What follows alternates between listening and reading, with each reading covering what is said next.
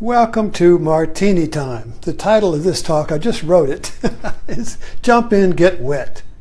And by the way, this is a picture of my uncle. There, he's right there. He's the one that ordained me as a Martini priest, and I've got his Martini glass collection all around the house, and before this, this has been kind of a low energy day. We were watching our Brit mysteries, and then we have our dessert dinner party and a movie tonight. And but anyway, this afternoon it's hot. I don't have anything to say. Do I? It's that kind of. Do I have to do that? And then, so I just kind of got up, and I just put my iPad here, and I got my martini glass, and I mixed my martini, and we watched Wallander this afternoon. I don't know if you've watched this British mystery, but these mysteries, or any TV show, but many of them are very. They have a life message in them that you don't really realize when you're watching it because you're involved in the content. And it's kind of like when you, it's kind of like the movie sticks in your throat like a hot iron ball. You can't swallow it. You can't quite get all of it, the meaning of it, and you can't get rid of it. So it kind of sits there, And so this is very important because when you allow a movie to sit there, it's unfolding itself like a time capsule. And so this Wallander one, this is a particular detective who takes everything very personal. So he's always in this existential angst, So in the previous show, he was chasing his murderer, and the guy was in the front seat of the car, and he was grabbing for his shotgun, and Wallander shoots him. Boom, And so then he's appalled at that he killed a man, he killed a person. So he quits the force. And so then a friend of his came and said he was, took off for 6 months or 3 months or whatever. So he's down at the bay looking off into the horizon in his angst, in his, I can't do this anymore, I can't kill. It's kind of like somebody who says, I can't eat meat, I can't kill. So he throws his badge down. So a friend comes to help, and he says, I can't do it. I'm not participating in the game anymore. And so the next day, the friend is killed, So now, so Wallander is going through this, damn, if I jump in, I kill. If I don't jump in, I kill. Lose, lose. So this particular show, he had to go through all the getting back in the game and becoming Wallander again, and carrying a gun again. He wouldn't even carry a gun. So it's kind of like and suddenly I was, what am I going to talk about? So I was mixing the martini, and my wife mentioned Wallander, and suddenly I said this was a lose-lose choice. He could not, if he engaged in life, he killed. If he withdrew from life, he killed. So what the hell? Jump in. What the hell? Jump in. You lose anyway. But that is liberating. The only time we're not liberated is we think if we can win. So he thought, by not jumping in, I can win because then I won't kill. But then he killed by not jumping in. So either way, life is death. Either way, somebody gets hurt. Either way, you screw up. There's no way out. There's no way out. There's no perfection. There's no way to get to, I don't create karma, you see. And this was Arjuna's problem in the Bhagavad Gita. If you don't know the story, He was a warrior, and it was his honor, it was his value to fight. But there was a civil war, families against families. And he saw that if he fought, he was going to kill his family members. So he was in a lose-lose if he fought, but if he didn't fight, then his family would lose the war. So it was no better way. So he said, I quit. He threw the bow down and he quit. And that's when he asked his charioteer, Krishna, for teaching. So it was in that intermediate zone between the pairs of opposites that cancel each other out. Lose, lose. I don't know what to do.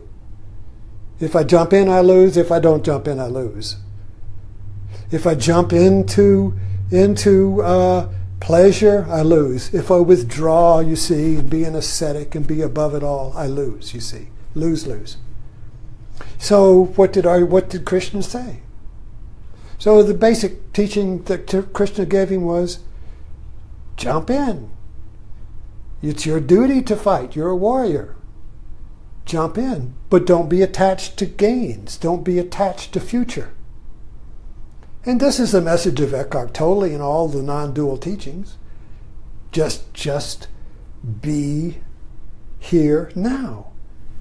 Don't worry about the future. Just be totally here. Just jump in totally here and do who you are. If you're a mother, if you're a father, if you're a policeman, if you're a fireman, if you're a milkman, whatever you are, just do that totally. Just jump in totally, you see, and be who you are. And so that's kind of like the message. So the Wallander thing, I was thinking, damn, this is the message of the Gita. Here's the Bhagavad Gita right here in the British mystery, you see. What do I do when everything is lose-lose? My uncle was 94 when he died. He came here. We went out to get him in 2012, 2013. Yeah, 2013. I brought him up here. I went down there the previous fall of 2012, and he had a stroke, and he had lost the use of his leg, but he wouldn't do therapy. You know, that was it. And so he was kind of like, had to be taken care of. And he had a partner. They hadn't been married. Her name was Joy. And she was kind of angry because he wouldn't do therapy, and now she had to take care of him, and she always prized her independence. And then she got cancer.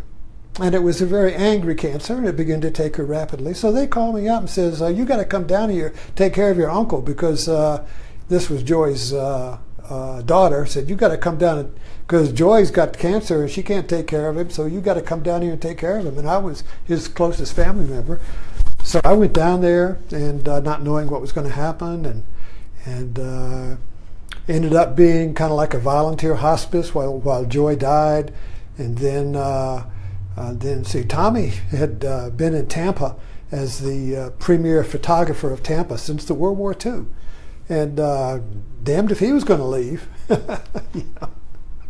And so, but anyway, when I did get there, he said to me, I'm ready to die.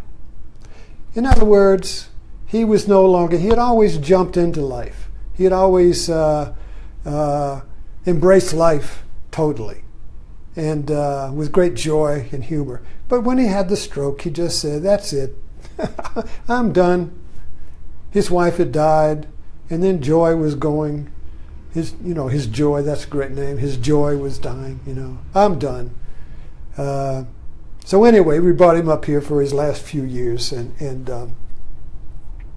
then he died. And so, but I guess I'm bringing that up because when he lost his power, because he was always in control. If I went down to see Tommy, he would always take you out to dinner. He paid for everything. He would take you around to where he wanted to go. You were in Tommy's world. It was in his world, and he was the center of it. And you would just do what Tommy wanted. If you wanted to go someplace like that, he would kind of like be, are you done yet? We got to go here. So anyway, I guess when he was not able to operate his world anymore, he was just done with it. But anyway, but this, I guess the thing with Wallander, and what I'm feeling about it now and what I'm seeing about it was that, of course, at the end of the movie, he redeemed himself and he used the gun and shot the bad guy, and he was back in the game. He was back, you see. He tried to quit, but he couldn't quit, you see. And I guess that's the truth of life, you know. You just can't quit. And I think reading Joseph Campbell, I've read Joseph Campbell all my life. Well, not all my life, since the 70s. And for some of you, that's your whole life.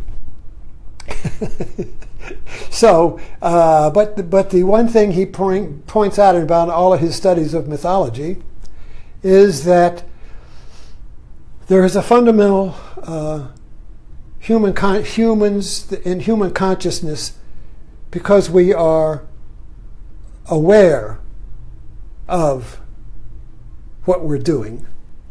There is a recoil against life. The recoil is, oh my God, there's death. There's the recoil against death, you see, because it tells us that we're going to die. So there's a recoil to it. So the whole the movement of asceticism, particularly in yoga in India, that whole movement of asceticism was a withdrawal. Don't eat meat. Don't kill. Withdraw, you see. And the opposite movement is like, and perhaps the Vikings would be a good example of that, would be just embracing life and death and the death of it, you know, and yeah, we're going to kill you. You know, this, and the mafia in our culture, the mafia movies are Godfather. These are a good metaphor for that embrace of death. You know, death is part of the game. If you're going to play with the mafia, you're going to play with death. That's business. Death is business, you see. That whole idea of accepting death, you see, and recoiling. Oh, I don't want it. I won't touch meat, you know. I'll wear a mask so I don't breathe any bugs in. And I'll take a broom. This is the Jains in India. And I'll take a broom and I'll sweep the walk so I don't step on any bugs, you see. And I don't kill, you know. And if I kill a bug, ooh, you see, well then, oh damn, that I've got 5 more lifetimes now. You see, I've screwed up. I've screwed myself up. I killed a bug, you see. And the Buddha looked at that. The Jains existed during the Buddha's time, and he looked at the Jains and he said, I didn't see the sense in it, you know. They, you know, so anyway, and I think I guess what I'm stumbling around here with is that just like with this talk, there was a reluctance to jump in. Oh, I don't have anything to say. There was a reluctance to be live. There was a reluctance to be alive. There was a reluctance to be alive. That rings. There was a avoidance. There was a resistance. There was a pulling back of being alive, you see. And so, you know, this, for me, this Facebook Live is it's kind of like a pool. You know, jump in, you see. And the reason I didn't jump in until I had a little, and when I was fixing my martini, and I thought of Wallander. I don't know if that means Wallander. And I thought of the Gita, and I thought of the teaching, and I thought of of his resistance to jumping in, and then I thought of my resistance to jumping into the Facebook Live. I didn't have anything worth saying. I didn't have anything worth contributing. Why bother? Why do I have to do this? I don't have anything to say. You see? You know, and that's kind of like been the mantra of my life to a certain degree. Pretty much all of us, you know. I don't have anything valuable to offer. You know, why bother? They won't listen to me. Why should I write on Facebook? They won't listen to me. I put this up. Look at all this. Look at this stuff here. You see, this is my, I don't know if you see it, but take down this picture. I've got all of the things from my past here. I've got this little a skull. I've got an ostrich egg. These are all metaphors to me. The ostrich egg is a metaphor of birth, rebirth. I cracked out of the shell. And here's here's the mother of compassion. And here's my little happy Buddha. And here's my teddy bear. That teddy bear is 76 years old. He's lost an eye. I can't find it. And here's Kuan Yin, the Bodhisattva of compassion. See, and so often, here's my little happy frog. And down here, I don't know, you can see, I got my little Buddha bowl. You see, this is the, and so all of these items down here, and you can see this picture here. When I got married by Swami Muktananda in 1978, and I was a center leader. I was a center leader for Siddha Yoga. And this was Muktananda's guru. And so I made him this. You made, when you go, you want to get, somebody's going to marry you, the minister's going to marry you, or you go to the teacher. You want to have a gift, and so I made him a stained glass picture of his guru. He had his guru picture hanging over the ceiling, all